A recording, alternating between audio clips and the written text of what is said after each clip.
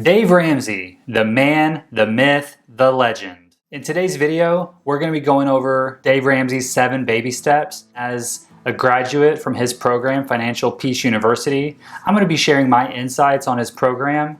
And at the end of the video, you'll know if it's a good course of action for you to reach financial independence. Of the top 3 most influential people to have served the financial industry, Dave Ramsey would certainly be included. Dave has popularized frugality with his sayings like, "It's rice and beans for dinner," or "You better not be in a restaurant unless you're working there." Welcome back to Everyday Finance. My name is Kellen. If you're new here, please consider subscribing. We bring you content every Monday, Wednesday, and Friday on topics of financial independence, investing, budgeting, and saving. Let's jump right into it with what Dave is known best for, his 7 baby steps. Step 1, save $1,000 for a starter emergency fund.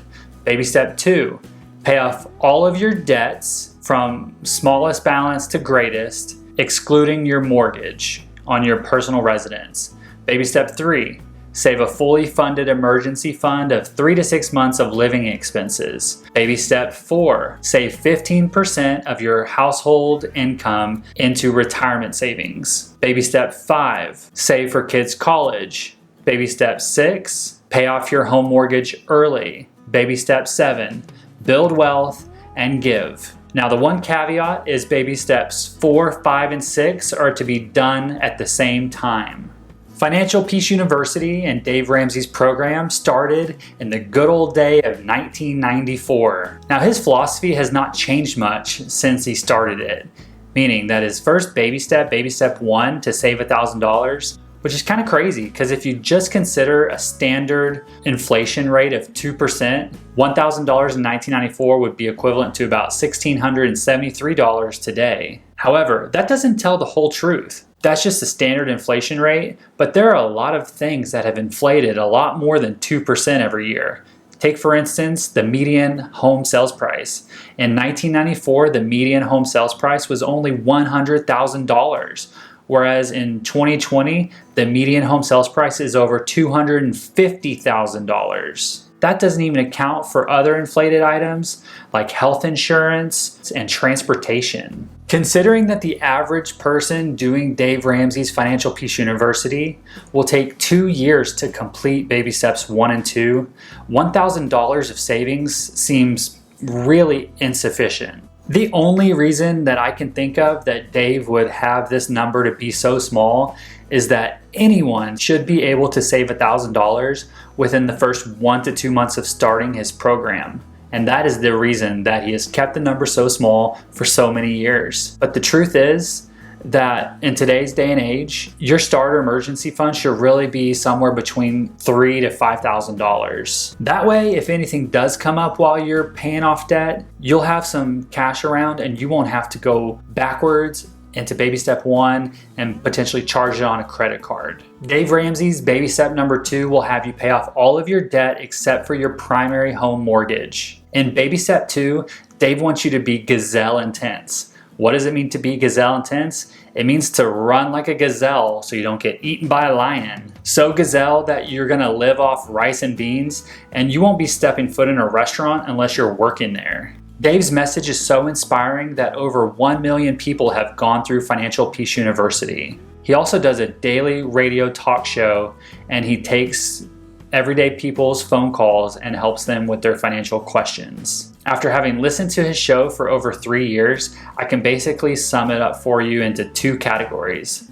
Those calling with crippling amounts of debt, mostly student loans, and those with income problems, mostly low income. I am so glad that Dave offers such a program and he's been doing it so consistently for the last 3 decades. Baby step 2 involves listing out all of your debts from smallest to largest and paying them off in that order. Dave refers to this as the debt snowball. This is a pretty accurate depiction because as you begin to pay off debts, you're going to have freed up minimum payments that you were paying on old debts, and you're going to be able to add those payments to the additional principal payments that you're going to be paying on as you're going down the list of your debts. Dave often mentions of the 80-20 rule. 80% of personal finance is behavior and only 20% is your knowledge. I really do agree with this philosophy for the most part, because I've seen that people that are in the worst financial situations have gotten there by making poor financial decisions. So when you're turning your life around financially, you really do benefit from drastically overhauling your behavior. I do agree with his premise that no amount of knowledge will be able to counteract poor financial decision making. People in the process of turning their financial life around will benefit most from focusing on their behavior first and foremost. Stop the bad behavior that got you in the poor financial place that you're in and start making good choices that benefit you over the long term. These good financial decisions include paying off debt, living below your means, and saving more. One point I disagree with Dave on is that math does not play a significant role in personal finance. He's only really concerned 20% with the math. One evidence of this is that he discourages retirement investing while in baby step 2. In fact, he strictly prohibits it. It doesn't matter if you're getting an employer's match or not. He says, stop all retirement investing in baby step 2. How can we ignore the math on a 100% return when you contribute to your retirement savings and you have an employer's match? You're getting an immediate 100% return on your money. Dave uses the debt snowball method, where there's also a debt avalanche method. That is, you list out all of your debts from highest interest rate to lowest and you pay them off in that order. This method actually saves you the most money. The debt snowball method is really more focused on behavior and motivation. If you're new to paying off debt, the debt snowball method will be really helpful to you because you're going to get those quick wins. You're going to be encouraged to continue paying off debt, but the avalanche method will actually save you real money. When we first got started with his program, we were under a mountain of debt. We had 2 car payments, credit cards, and a very large amount of student loans. We could not afford to pay our bills. So we were really looking for a program that would change the entire way we operated our finances. If you'd like to learn more about how we paid off $75,000 of debt, go ahead and check out our video right here. I'll put a link up for you. After a while of being on Dave's program, we actually switched our whole methodology regarding our finances.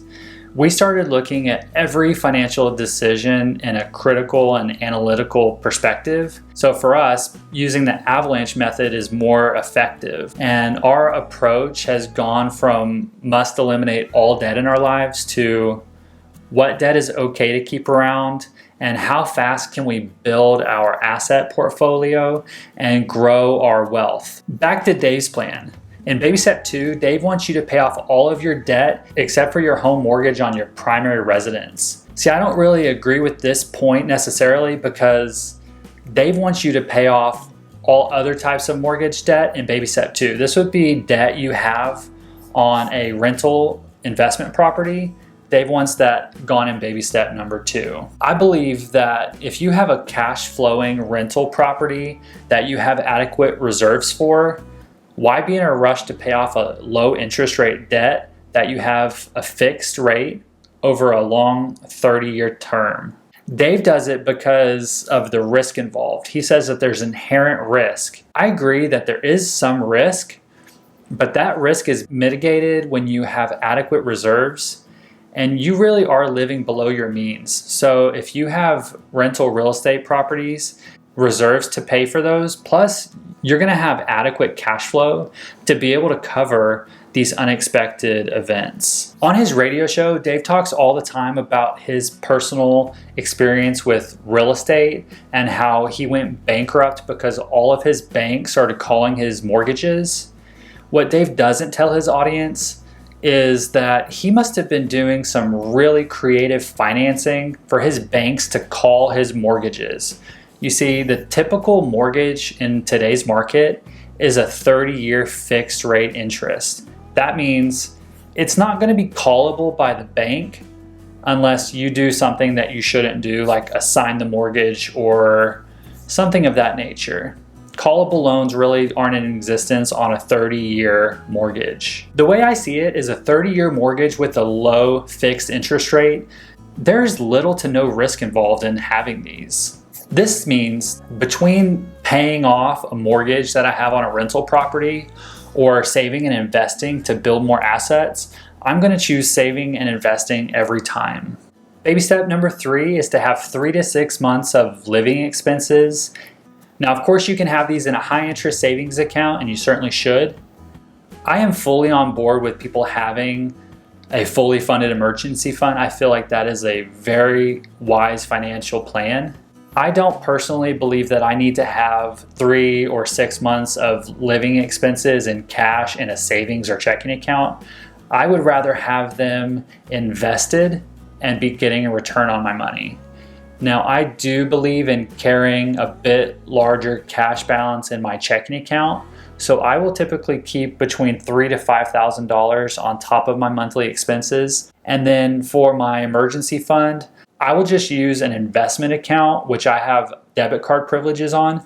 So if something ever super large came up that I couldn't pay with cash in my checking, or I couldn't pay with just the cash flow from my income, I would just pull it out of an investment account and pay it, and then continue investing as I always do. The nice thing about having a high savings rate of somewhere between 20 to 50% of your income is that you can afford to carry less cash in savings. If an unexpected emergency comes up, you can probably cover that with just cash flow from your job. And this allows you to prioritize investing over savings. I would much rather my cash be working for me 24/7 in an investment account than having it sitting in a savings account earning 1% or less. If so far you're enjoying and getting value out of this video, please consider subscribing below and check out some of our other videos or playlists right here.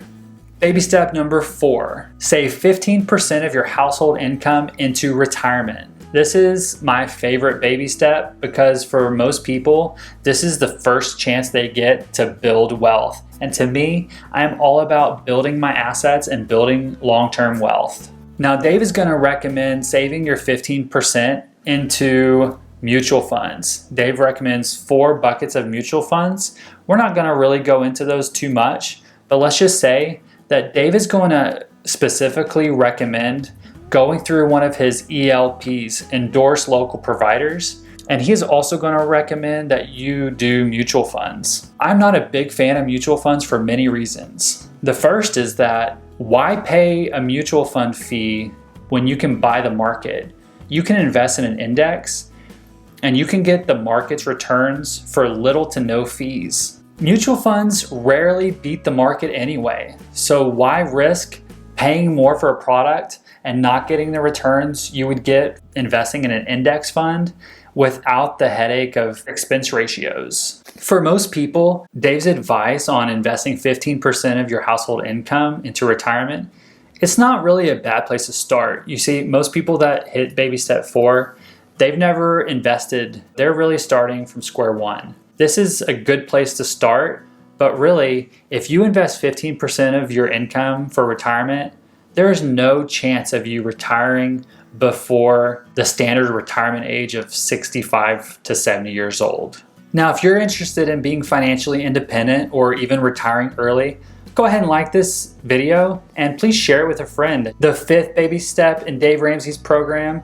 is saving for kids' college. Dave doesn't really give any advice on how much to save for kids' college. He does recommend an educational savings account, and he also highly endorses his ELP program, which is going to use mutual funds for your kids' college investing. Don't get me wrong, saving for your kids' future college costs is never a bad thing, but please prioritize your own financial health first before you save for your kids' college. I think it's more important that parents focus on teaching their kids wise financial planning, and college is really that first opportunity when your kids become adults that you can teach them about making good financial choices, where to go to school, and how to get the best bang for your buck in terms of college choices, and how to budget for housing expense and food expense, and all of these things kids don't really know yet. So this is the best opportunity you have to share this knowledge with them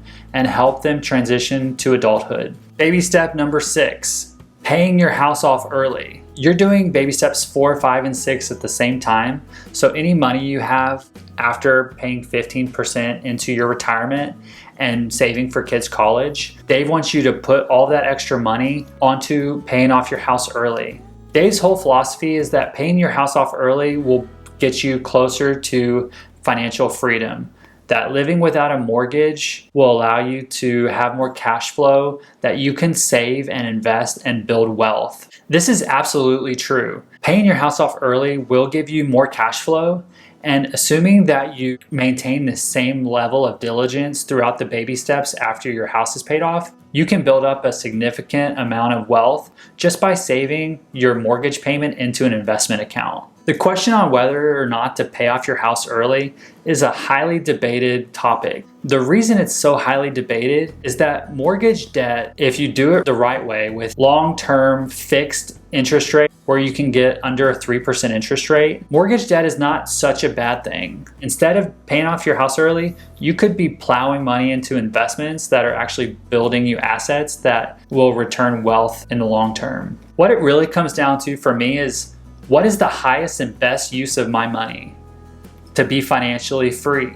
financially independent? Baby step number 7, build wealth and give. Now, Dave doesn't spend a whole lot of time on this baby step. To me, I think that's probably because a lot of people don't ever reach this financial position. A lot of people never pay their house off, get completely debt-free, and have been saving 15% of their income into retirement. Certainly the ones that do, they're going to reap the benefits of making good financial decisions, and they're going to be able to change their family tree and leave a legacy for their children and grandchildren that'll last generations. So here's my final thoughts on Dave Ramsey's 7 baby steps. Dave Ramsey changed my financial life. He helped me and my family get out of the debt that we struggled with, and he taught me a lot of lessons on how to live frugally and how to live below my means. That's really the most important thing to me. He ignited a passion in me to ultimately find financial independence. I have paid off what I consider all of my bad debt. That includes my car loans, my credit cards, and some of my student loans. The student loans that we did not pay off, we refinanced to a low interest rate. We are comfortable making that payment, and what we are focusing on instead is building long-term wealth through building assets. We are building assets so they can provide us with the lifestyle that we want. Please go ahead and hit the like button, subscribe below, leave me a comment on your thoughts on Dave Ramsey's 7 baby steps, and oh yeah, don't forget to hit the bell for notifications so you never miss a new episode. Thanks, and we'll see you in the next video.